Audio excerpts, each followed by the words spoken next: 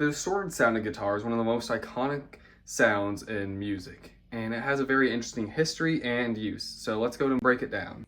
So the first distortion comes from guitar players cranking their amps beyond the headroom to create a distorted tone through the vacuum tubes. Now, I don't own a tube amp for reasons, but anyways, after players discovered that sound, some players started actively seeking out that sound. Now, some players would just crank their amps, but other players would do crazy modifications like slashing the speaker cones or stabbing holes in them with pencils.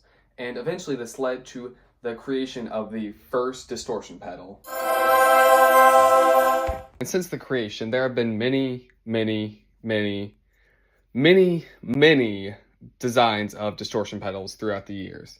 Now, the way that these distortion pedals work is by taking the waveform created by the guitar and amplifying it beyond what the speaker of the amp can output and clipping it in several different ways. That you can have an overdrive pedal where it does a soft clipping, traditional distortion pedals have more of a hard clipping, and then fuzz pedals fully square off the waveform.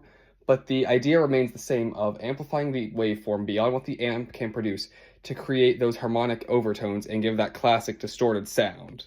Because I'm going to be using different tunings whenever I play, I'm just going to put the frequency range of the guitar set to that current tuning on screen just for ease. And here we can see a few examples of distortion used in context of a song, such as the thrash classic Master of Puppets by Metallica.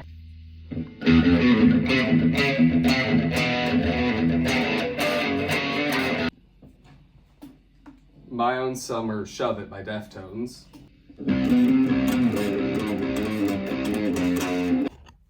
Song 2 by Blur show an example of a contrast between no distortion and distortion in a song.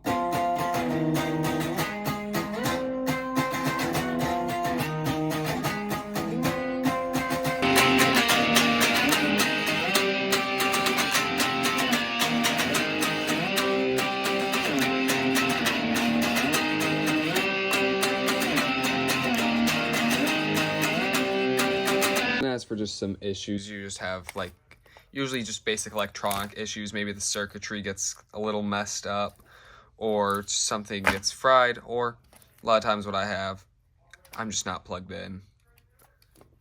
So thank you all so much for watching, and get a guitar.